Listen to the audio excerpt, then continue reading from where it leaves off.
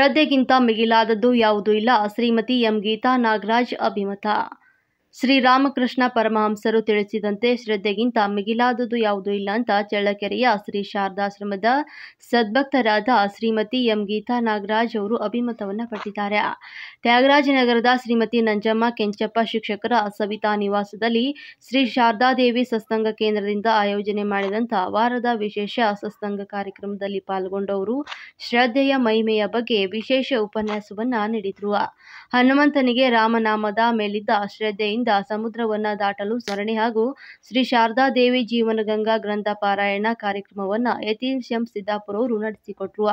ಈ ವಿಶೇಷ ಸತ್ಸಂಗದಲ್ಲಿ ಶ್ರೀಮತಿ ರಂಗಮ್ಮ ಗುಂಡಲ್, ಎಚ್ ಲಕ್ಷ್ಮೀದೇವಮ್ಮ, ಮಂಗಳ ಶಿವಕುಮಾರ್ ಮತ್ತು ಸರ್ವಮಂಗಳ ಶಿವಣ್ಣ, ಅನಸೂಯ, ರಾಘವೇಂದ್ರ, ಎಂ ಲಕ್ಷ್ಮೀದೇವಮ್ಮ, ಸರಸ್ವತಿ, ಪಂಕಜ, ಚೆನ್ನಪ್ಪ, ಸರಸ್ವತಿ, ಸೌಮ್ಯ ಪ್ರಸಾದ್ ಹಾಜರಿದ್ದರು. ವರದಿ ಯತೀಶ್ ಎಂ ಸಿದ್ದಾಪುರ್, ಚಳ್ಳಕೆರೆ. ಮಾಡಿದ್ವ ಭಗವಂತನು ನಮಗೆ ಒಲಿತಾನೆ. ನಮ್ಮ ಮನಸ್ಸು ಶುದ್ಧಿ ಇರಬೇಕು. ಶುದ್ಧ ಶ್ರದ್ಧೆ ಭಕ್ತಿಯಿಂದ ಇರಬೇಕು. ಮನಸ್ಸು ಶುದ್ಧಿಯಿಂದ ನಾವು ಇಟ್ಕೊಂಡ್ರೆ ಮಾತ್ರ ನಮಗೆ ಭಗವಂತ ಒಲಿತಾನೆ. ಏನೇ ಆಗಲಿ ನೋಡ್ರಿ, ಹನುಮಂತ ಎಷ್ಟು ಶ್ರದ್ಧೆ ಇಟ್ಕೊಂಡು ರಾಮನಾಮ ಹೇಳ್ಕೊಂಡೆ ಅವನು ದಾಟ್ಬಿಡ್ತಾನೆ. ಆದರೆ ನಮ್ಮಂತಾಗ ಆಗ್ತದ ಇಲ್ಲ. ಅದಕ್ಕೆ ಎಷ್ಟು ನಾವು ಇದನ್ನು ಮಾಡಬೇಕು. ಭಗವಂತ ಒಲಿಬೇಕು ಅಂದರೆ ನಾವು ಅದಕ್ಕೆ ಹೇ ಭಗವಂತ, ಇನ್ನು ಮುಂದೆ ಎಂದೂ ಇಂತಹ ಕಾರ್ಯಗಳನ್ನು ಮಾಡುವುದಿಲ್ಲ ಎಂದು ಆತ ಇನ್ನು ಮುಂದೆ ಹೆದರಬೇಕಾಗಿದ್ದೇ ಇರಲ್ಲ. ಅಂದರೆ ನಾವು ಭಗವಂತನ ಕ್ಷಮೆ ಯಾಚಿಸಿದರೆ ಭಗವಂತ ನಮಗೆ ಒಲಿತಾನೆ. ಅಂದರೆ ಇದರಿಂದ ರಾಮನಾಮದಲ್ಲಿ ಎಷ್ಟು ಶ್ರದ್ಧೆ ಶಕ್ತಿ ಇದೆ ಎಂಬುದು ತಿಳಿಯುತ್ತದೆ. ಶ್ರದ್ಧೆಯೇ ಭಕ್ತಿ, ಶ್ರದ್ಧೆಯೇ ಶಕ್ತಿ, ಶ್ರದ್ಧೆಯೇ ಭಗವಂತ, ಶ್ರದ್ಧೆಯೇ ಬಲ, ಶ್ರದ್ಧೆಯೇ ನಂಬಿಕೆ. ಶ್ರದ್ಧೆ ಇದ್ದರೆ ಮಾತ್ರ ನಾವು ಭಗವಂತ ಒಲಿಯುತ್ತಾನೆ ಎಂಬುದು. ಈಗ ನಾವು ಯಾವುದೇ ಕೆಲಸದಲ್ಲಾಗಲಿ ಇವು ಓದ್ತಾರೆ, ಓದ ಹುಡುಗರು ನನಗೆ ಏನಂದ್ರೂ ತಲೆನೇ ಆಗ್ತಲ್ಲ, ನನಗೆ ವಿದ್ಯೆ ತಲೆ ಆಗ್ತಲ್ಲ, ನನಗೆ ಹಂಗೆ ಹಿಂಗೆ ನಾ ಅಂತಂದು ಪ್ರತಿ ಸರಿನೂ ಫೇಲ್ ಆಗ್ತಿರ್ತಾನೆ. ಅಂದರೆ ಆತನಿಗೆ ಆಸಕ್ತಿ ಇರಲ್ಲ, ಅದರಲ್ಲಿ ಶ್ರದ್ಧೆ ಇರಲ್ಲ. ಎಲ್ಲೋ ಪುಸ್ತಕ ಹಿಡ್ಕೊಂಡು ಊರಿನ ಚಿಂತೆ ಎಲ್ಲ ಮಾಡ್ತಾ ಇದ್ರೆ ಅದು ತಲೆಗತ್ತಲ್ಲ. ಅದು ನೋಡ್ರಿ, ರ್ಯಾಂಕ್ ಸ್ಟೂಡೆಂಟ್ಗಳು ಅವರೆಲ್ಲ ಇರ್ತಾರೆ, ಬರೀ ಕೇಳಿ ಅದರಲ್ಲಿ ಶ್ರದ್ಧೆ ಇಟ್ಟು ಕೇಳೋದ್ರಿಂದಲೇ ಅವ್ರಿಗೆ ಎಷ್ಟೋ ಮಾರ್ಕ್ಸ್ಗಳು. ಮಹೇಶ್ವರ ಗುರು ಸಾಕ್ಷಾತ್ ಪರಬ್ರಹ್ಮ ತಸ್ಮೈ ಶ್ರೀ ಗುರುವೇ ನಮಃ. ದಿವ್ಯತ್ರಯರಿಗೆ ಭಕ್ತಿಪೂರ್ವಕ ಪ್ರಣಾಮಗಳು ಹಾಗೂ ಪೂಜ್ಯ ಮಾತಾಜಿಯವರಿಗೂ ಭಕ್ತಿಪೂರ್ವಕ ಪ್ರಣಾಮಗಳು. ಇಲ್ಲಿ ಸೇರಿರುವ ಎಲ್ಲ ಸದ್ಭಕ್ತರಿಗೂ ನನ್ನ ನಮಸ್ಕಾರಗಳು ತಿಳಿಸುತ್ತಾ, ಶ್ರದ್ಧೆಗಿಂತ ಮಿಗಿಲಾದದ್ದು ಯಾವುದೂ ಇಲ್ಲ. ರಾಮಕೃಷ್ಣರು ಹೇಳ್ತಾರೆ, ಶ್ರೀರಾಮಕೃಷ್ಣರು ಹೇಳುತ್ತಾರೆ, ಶ್ರದ್ಧೆಗಿಂತ ಮಿಗಿಲಾದದ್ದು ಯಾವುದೂ ಇಲ್ಲ. ಒಬ್ಬ ಭಕ್ತ ಕೇಳುತ್ತಾನೆ, ಮಹಾಶಯರೇ, ಪ್ರಾಪಂಚಿಕ ಜೀವರ ಉದ್ಧಾರಕ್ಕೆ ಯಾವ ಮಾರ್ಗವೂ ಇಲ್ಲವೇ? ಅದಕ್ಕೆ ಶ್ರೀರಾಮಕೃಷ್ಣರು ಹೇಳುತ್ತಾರೆ, ನಿಶ್ಚಯವಾಗಿ ಇದೆ. ಆಗಾಗ ಸಾಧುಸಂಗ ಮಾಡಬೇಕು, ಆಗಾಗ ನಿರ್ಜನ ಪ್ರದೇಶದಲ್ಲಿ ಭಗವತ್ ಚಿಂತನೆ ಮಾಡುತ್ತಿರಬೇಕು, ಭಗವಂತನನ್ನು ಪ್ರಾರ್ಥಿಸಬೇಕು, ನನಗೆ ಶ್ರದ್ಧಾ ಭಕ್ತಿ ಕೊಡು ಎಂದು ಕೇಳಬೇಕು. ಶ್ರದ್ಧೆ ಉಂಟಾಗಿ ಬಿಟ್ಟಿತು ಎಂದರೆ ಎಲ್ಲವೂ ದೊರೆತ ಹಾಗೆ.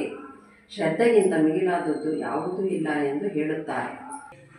ಉದಾಹರಣೆಗೆ, ಶ್ರದ್ಧೆ ಶಕ್ತಿ ಎಷ್ಟು ಜೋರಾದದ್ದು ಗೊತ್ತೇ? ಪುರಾಣದಲ್ಲಿ ಹೇಳಿದೆ, ಸಾಕ್ಷಾತ್ ಪೂರ್ಣ ಬ್ರಹ್ಮ ರಾಮಚಂದ್ರ ಲಂಕೆಗೆ ಹೋಗಲು ಸೇತುವೆ ಕಟ್ಟಬೇಕಾಗಿ ಬಂದಿತು. ಆದರೆ ಹನುಮಂತ ರಾಮನಾಮದಲ್ಲಿ ಶ್ರದ್ಧೆ ಇಟ್ಟು ಒಂದೇ ನೆಗೆತಕ್ಕೆ ಸಮುದ್ರ ದಾಟಿ ಆಚೆ ದಡ ತಲುಪಿದ. ಆತನಿಗೆ ಸೇತುವೆ ಏನೂ ಬೇಕಾಗಿರಲಿಲ್ಲ. ಯಾಕಂದರೆ ಹನುಮಂತನಿಗೆ ರಾಮನಾಮದಲ್ಲಿನೂ ಅಷ್ಟೇ ಶ್ರದ್ಧೆ ಇತ್ತು. ಆತನಲ್ಲಿ ಬಹಳ ಪ್ರೀತಿ ವಾತ್ಸಲ್ಯ ಇತ್ತು. ಹಂಗಾಗಿ ಆತನಿಗೆ ಏನು ಬೇಕೇ ಆಗಿರಲಿಲ್ಲ. ಒಂದು ರಾಮನಾಮದ ಶ್ರದ್ಧೆ ಇಟ್ಟೆ ಅವನು ಸಹ ತಮ್ಮ ಬಳಿಗೆ ಬಂದಂತ ಆ ಮುಮುಕ್ಷುಗಳಿಗೆ ಕೇಳಿದ ಕೂಡಲೇ ಮತ ದೀಕ್ಷೆಯನ್ನ ಕೊಡ್ತಾ ಇರಲಿಲ್ಲ. ಕೆಲವು ಟೈಮಲ್ಲಿ ಕಾಯುವಂತೆ ಮಾಡ್ತಾ ಇದ್ವಿ. ನಾವೇ ಯಾವುದೇ ಆಗಲಿ ಯಾವುದೇ ವಸ್ತುವನ್ನು ಸಣ್ಣ ಕೊಟ್ಬಿಟ್ರೆ ಅದು ಬೆಲೆ ಅವ್ರಿಗೆ ಗೊತ್ತಾಗಲ್ಲ. ಸ್ವಲ್ಪ ಕಾಯಿಸ್ಬೇಕು, ಸದಾಯಿಸ್ಬೇಕು, ಅವಾಗ ಅದು ಬೆಲೆ ಗೊತ್ತಾಗುತ್ತೆ. ಅದೇ ರೀತಿಯಲ್ಲಿ ಶ್ರೀಮಾತೆಯವರು ತಮ್ಮ ಬಳಿಗೆ ಬಂದು ಎಲ್ಲ ಜನರಿಗೂ ದೀಕ್ಷೆಯನ್ನ ಕೊಡ್ತಾ ಇರಲಿಲ್ಲ. ಅಂದ್ರೆ ಅವ್ರನ್ನ ಕಾಯುವಂತೆ ಉಂಟು ಮಾಡಿದ್ದು ಹೌದು. ಅಲ್ಲದೆ ಮಂತ್ರ ದೀಕ್ಷೆ ಕೊಡಲು ಸಾಧ್ಯವೇ ಇಲ್ಲ ಎಂದು ಹೇಳಿ ನಿರಾಕರಿಸುವುದು ಉಂಟು ಕೆಲವೊಬ್ಬರಿಗೆ. ಅಂದ್ರೆ ಪರಮ ಕರುಣಾಮಯೂ ಹೌದು. ಕೆಲವೊಬ್ಬರಿಗೆ ದೀಕ್ಷೆಯನ್ನು ಕೊಡ್ತಾ ಇರಲಿಲ್ಲ, ಕೆಲವೊಬ್ಬರಿಗೆ ಕಾಯುವಂತೆ ಮಾಡ್ತಾ ಇದ್ರು ಅಂತ ನಾವು ಗಮನಿಸಬಹುದು. ಆದರೆ ಈ ರೀತಿ ಮಾಡಿದ್ದರ ಉದ್ದೇಶವು ಈ ವ್ಯಕ್ತಿಗಳ ಶ್ರೇಯೋ ಸಾಧನೆಯೇ ಆಗಿರುತ್ತಿತ್ತು. ನಿರಾಕೃತವಾದಂತಹ ಒಳ ಮನಸ್ಸು ಇನ್ನಷ್ಟು ವ್ಯಾಕುಲಗೊಳ್ಳಲಿ, ಮಂತ್ರದೀಕ್ಷೆಯನ್ನ ಇನ್ನಷ್ಟು ವ್ಯಾಕುಲ ಮನಸ್ಸಿನಿಂದ ಇನ್ನಷ್ಟು ವ್ಯಾಕುಲ ಮನಸ್ಸಿನಿಂದ ಬಯಸಲಿ. ಮತ್ತು ಹೀಗೆ ನಿರಾಕೃತವಾಗಬೇಕಾದರೆ ತಮ್ಮೊಳಗೆ ಏನಾದರೂ ದೋಷವಿರಬಹುದೇ ಹೇಗೆ ಎಂಬುದನ್ನು ಆತ್ಮ ನಿರೀಕ್ಷಣೆಯ ಮೂಲಕ ಅಂದ್ರೆ ವ್ಯಾಕುಲತೆ ಹುಟ್ಲಿ ಅವರಲ್ಲಿ ನಂತರ ಕೊಡೋಣ ಅನ್ನೋ ದೃಷ್ಟಿ. ಆತ್ಮ ನಿರೀಕ್ಷಣೆ ಅಂತಂದ್ರೆ ಆತ್ಮಾವಲೋಕನದ ಮೂಲಕ ನೋಡಿಕೊಂಡು ಪಶ್ಚಾತ್ತಾಪ ಪಡಲಿ ಎಂದು ಅಂದ್ರೆ ಶ್ರೀಮಂತರು ಸುಮ್ಮನೆ ಯಾಕೆ ಕಾಯಿಸ್ತಾ ಇರಲಿಲ್ಲ, ಯಾಕಂದ್ರೆ ಇನ್ನ ದೀಕ್ಷೆ ಬಗ್ಗೆ ಮಂತ್ರ ದೀಕ್ಷೆ ಬಗ್ಗೆ ವ್ಯಾಕುಲತೆ ಪಡ್ಲಿ ಮನಸ್ಸು. ಆಮೇಲೆ ಕರುಣಾಮಯಿ ಎನ್ನುವುದು ನಿಜವೇ, ಆದ್ರೆ ಎಷ್ಟೋ ವೇಳೆ ಅವರು ಬೆಳಗ್ಗೆ ಬಂದಂತ ಮುಮುಕ್ಷುಗಳು ಅಂತಂದ್ರೆ ಮುಕ್ತಿಯನ್ನ ಬಯಸುವವರು, ಅಂದ್ರೆ ಈ ಜನನ ಮರಣದಿಂದ ಬಿಡುಗಡೆಯನ್ನ ಬಯಸುವ, ಅಂದ್ರೆ ಮತ್ತೆ ಈ ಭಾವಬಂಧನಕ್ಕೆ ಬರಬಾರದು ಅಂತ ಆ ಮುಮುಕ್ಷತ್ವನ ಬಯಸುವಂತವ್ರನ್ನ ನಾವು ಮುಮುಕ್ಷತ್ವ ಅಂದ್ರೆ ಮುಕ್ತಿ ಅಂದ್ರೆ ಜನನ ಮರಣದಿಂದ ಬಿಡುಗಡೆಯನ್ನ ನಾವು ಹೇಳ್ಬೋದು. ಮುಕ್ತಿ ಪಡೆಯಬೇಕಂತ ಹೌದು, ಆ ಆಸೆ, ಆ ಮುಮುಕ್ಷ ನಾವು ಒಂದು ವಚನ ಹೇಳ್ತೀವಲ್ಲ, ದಕ್ಷಿಣೇಶ್ವರ ಲೀಲಾ ಕ್ಷೇತ್ರ ಪರಮ ಪವಿತ್ರ, ದಕ್ಷಿಣೇಶ್ವರ ಲೀಲಾ ಕ್ಷೇತ್ರ ಪರಮ ಪವಿತ್ರ, ಮುಮುಕ್ಷು ಜನರ ಮುದದಿ ಕರೆದೆ ನೀನೆ ಸುಮಿತ್ರ, ಎನ್ನುತ್ತ ಶರಣೆನು ಮನವೇ ಶ್ರೀರಾಮ ಕೃಷ್ಣ ಚರಣದಲ್ಲಿ ಶರಣೆನು ಮನವೇ, ಶ್ರೀರಾಮ ಕೃಷ್ಣ ಚರಣದಲ್ಲಿ ಶರಣೆನು.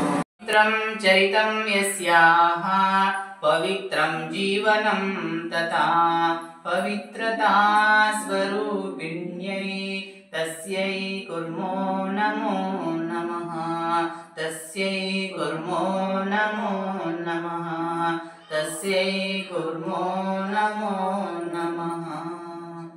ದಿವ್ಯತ್ರೇಯರಿಗೆ ಭಕ್ತಿಪೂರ್ವಕ ಪ್ರಣಾಮಗಳನ್ನು ಸಲ್ಲಿಸ್ತಾ, ಪೂಜ್ಯ ಮಾತಾಜಿಯವರಿಗೆ ಭಕ್ತಿಪೂರ್ವಕ ಪ್ರಣಾಮಗಳನ್ನು ಸಲ್ಲಿಸ್ತಾ, ಮಂಗಳವಾರದ ಸತ್ಸಂಗ ಕಾರ್ಯಕ್ರಮಕ್ಕೆ ಆಗಮಿಸಿರುವ ಎಲ್ಲ ಭಕ್ತರಿಗೂ ಸಹ ನಾನು ಭಕ್ತಿಪೂರ್ವಕ ನಮಸ್ಕಾರಗಳನ್ನು ತಿಳಿಸ್ತೇನೆ. ಜಯರಾಮಕೃಷ್ಣವನ್ನು ಹೇಳ್ತೇನೆ. ಶ್ರೀ ಶಾರದಾ ದೇವಿ ಜೀವನಾನಂದ ಗ್ರಂಥ ಪಾರಾಯಣವನ್ನು ಕಳೆದ ಹಲವಾರು ವಾರಗಳಿಂದ ನಿರಂತರವಾಗಿ ಪಾರಾಯಣ ಮಾಡ್ತಾ ಬರ್ತಾ ಇದ್ದೇವೆ. ದೇವಿ ಮಹತ್ವೆಯಂತೆ ಶ್ರೀ ಶಾರದಾ ದೇವಿ ಜೀವನಾನಂದ ಪುಸ್ತಕವನ್ನು ಸಹ ನಾವು ನಿರಂತರವಾಗಿ ಪಾರಾಯಣ ಮಾಡ್ತಾ ಅದರಲ್ಲಿ ಬರುವಂಥ ಹಲವಾರು ವಿಚಾರಗಳನ್ನು ಚರ್ಚೆ ಮಾಡ್ತಾ, ತರ್ಕ ಮಾಡ್ತಾ, ತಾತ್ವಿಕವಾಗಿ ವಿವೇಚನೆ ಮಾಡ್ತಾ ಬರ್ತಾ ಇದ್ದೇವೆ.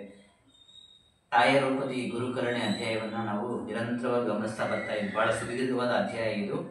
ಶ್ರೀಮಾತೆಯವರು ತಾಯಿಯ ರೂಪದಲ್ಲಿ ಇಟ್ಕೊಂಡು ಯಾವೆಲ್ಲ ರೀತಿ ತಾಯಿಯ ರೂಪದಲ್ಲಿ ಮತ್ತು ಗುರುವಿನ ರೂಪದಲ್ಲಿ ಇಟ್ಕೊಂಡು ಭಕ್ತರಿಗೆ ಶಿಷ್ಯರಿಗೆ ದೀಕ್ಷೆಯನ್ನು ಕೊಡ್ತಾ ಇದ್ರು, ಗುರುವಿನ ಸ್ಥಾನವನ್ನು ಅಲಂಕರಿಸಿ ಯಾವೆಲ್ಲ ರೀತಿಯಲ್ಲಿ ತಮ್ಮ ಕಾರ್ಯಚಟುವಟಿಕೆಗಳನ್ನು ಮಾಡ್ತಾ ಇದ್ರು ಅಂತ ನಾವು ಗಮನಿಸ್ತಾ ಬರ್ತಾ ಇದ್ವಿ. ಅದರ ಮುಂದುವರೆದ ಭಾಗ.